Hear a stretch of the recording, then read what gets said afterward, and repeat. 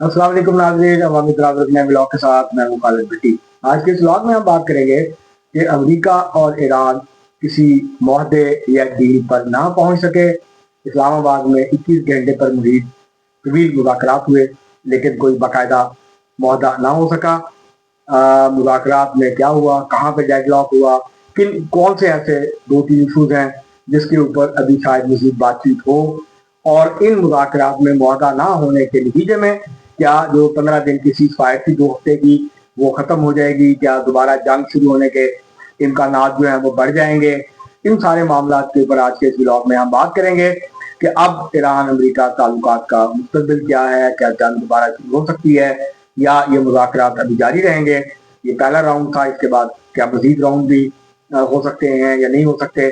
तो अब ये सारा जो सूरत हाल है अब अगर मगर जो है इसके ऊपर खड़ी हुई है। लेकिन मुज़ाकरात में क्या हुआ, क्या इसका कोई मुस्बत नतीजा भी निकला, और क्यों ये मुआहदा नहीं हो सका, इसका जिम्मेदार कौन है? क्या अमेरिका की तरफ से सख्त शराइत आयद की गई या ईरान की पोजीशन जो है वो बहुत सख्त है? तो इस सारे मामले पे आज बात करेंगे। इससे पहले कि हम आगे बढ़े, आपको तफसीलात फराहम करें, आपसे गुजारिश है कि अगर आपने हमारा चैनल अवामी बिरादर अभी तक सब्सक्राइब नहीं किया, उसको सब्सक्राइब कर लें। आपको वीडियो पसंद है इसको शेयर करें, लाइक करें, मजहब अंदाज से अपनी राय का इजहार करें, बेल आइकन को दबा दें, टेलीविजन दिखा दें। अब हम बढ़ते हैं अपने आज के मौजूद की तरफ। इस्लामाबाद में पूरी दुनिया की नजरें थी। अमेरिका और ईरान के वफूद यहाँ पहुंचे। अमेरिकी वफद की क़यादत अमेरिकी नायब सदर जेडी वैंस और इसमें स्टीव वैटकॉफ थे, जो नुमाइंदे ख़ुसूसी हैं सदर ट्रंप के, और उनके दामाद जेरेड कुशनर थे, वो भी इस मुज़ाकराती टीम का हिस्सा थे, जबकि माहिरीन की एक अलग से पूरी टीम मौजूद थी जो कि असिस्ट कर रहे थे इनको। ईरान की क़यादत स्पीकर हैं उनके मोहम्मद बाकर कालेबॉफ, वो कर रहे थे। उनके साथ अब्बास अरागची थे, उनके साथ नायब वज़ीर ख़ारजा थे, और माहिरीन की एक्सपर्ट्स की एक पूरी टीम थी जो कि उनको असिस्ट करने के लिए मौजूद थी। दोनों के दरमियान 21 घंटे तवील मुज़ाकरात हुए, मगर मुआहदा ना हो सका। इसके बाद जो ईरानी वफद है उसने तो कोई बात नहीं की। पाकिस्तान की तरफ से वज़ीर ख़ारजा और नायब वज़ीर आज़म जनाब इसहाक डार साहब ने गुफ्तगू की और उन्होंने कहा कि हम मशकूर हैं कि दोनों वफूद यहाँ आए, हमारी दावत पे बातचीत हुई और दोनों ने हमारी तरफ मुस्बत रवैये का इजहार किया और हमारा शुक्रिया अदा किया, उसके लिए हम उनके मशकूर हैं। लेकिन जो मुआहदा है वो नहीं हो सका और उन्होंने उम्मीद जाहिर की कि सीज़ फायर कायम रहेगी और बातचीत मज़ीद आगे बढ़ेगी। अमरीकी नायब सदर जेडी वैंस ने जाने से पहले गुफ्तगू की मीडिया से और ये कहा कि हमने बहुत कोशिश की लेकिन डील नहीं हो सकी। अब हम फाइनल ऑफर छोड़ के जा रहे हैं और हमें ईरान के जवाब का इंतजार है।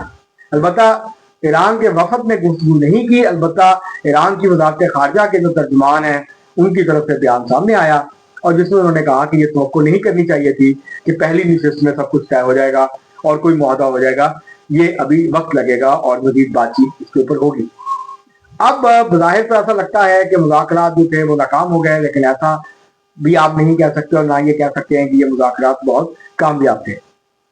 अब अगर जिन लोगों को ये तवक्को थी कि एक दिन की या 1.5 दिन की या 2 दिन की मुज़ाकरात के बाद, इतनी जंग के बाद, इतनी जो है 40 साल की आपस की मुखासमत के बाद फौरी तौर पे सारे मामला तय हो जाएंगे, तो ये लोगों की खुशफहमी कह लें, गलत फहमी कह लें, या वो ज़्यादा जो है वो खुश उम्मीद थे इस सूरत से।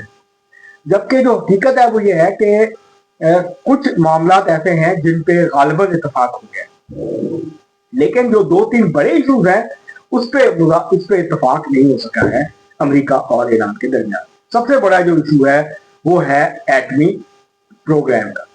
ईरान अपना सिविलियन न्यूक्लियर प्रोग्राम जारी रखना चाहता है। अमेरिका इस हक में नहीं है कि ईरान अपने न्यूक्लियर जौहरी प्रोग्राम को जो है सिविलियन प्रोग्राम को जारी रखे। अमेरिका चाहता है कि जितनी यूरेनियम मफसूदा हुआ है वो उसके हवाले कर दिया जाए या किसी और के हवाले कर दिया जाए, वो ईरान के पोसेशन में ना हो, जो कि 60% तक जिसकी जो रिफाइन हो चुका है मफसूदा जो है वो हो चुका है, और मजीद ईरान जो है इसके काम करना बंद कर दे।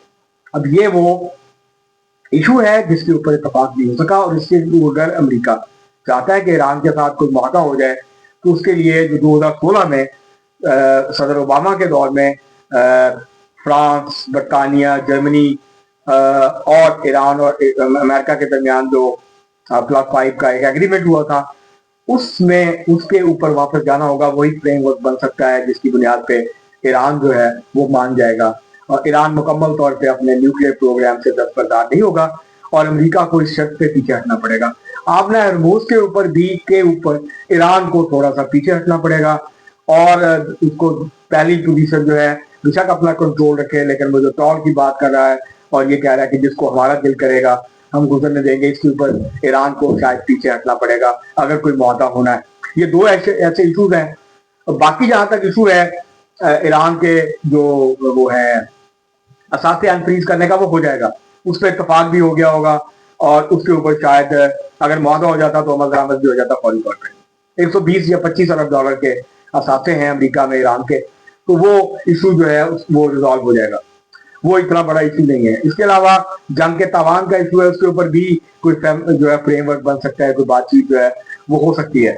लेकिन जो दो मोस्ट कंटेंशियस इशूज हैं वो हैं एटमी प्रोग्राम और वो है आबनाए हुर्मुज के की जो है वो कि उसको मुकम्मल तौर पर खोला जाए। तो ये दो ऐसे इशूज हैं क्योंकि ये जंग में अगर आयतुल्लाह खामनई की शहादत ना हुई होती, इसमें बड़े पैमाने पे जो अहम ईरानी शख्सियात है उसको निशाना ना बनाया गया होता, तो शायद बातचीत में मजीद आसानी होती। लेकिन ईरानी वफद के लिए इतना आसान नहीं था कि वो फौरी तौर पर अमेरिका की जो बहुत सारी शराइत हैं उनको मान ले। अलबत्ता ये बातचीत जो हुई है इसकी सबसे बड़ी अहमियत यह है, अगरचे मुआहदा नहीं हुआ, कि पहली दफा 1979 के बाद 1979 के बाद पहली दफा अमेरिका और ईरान आमने सामने बैठे।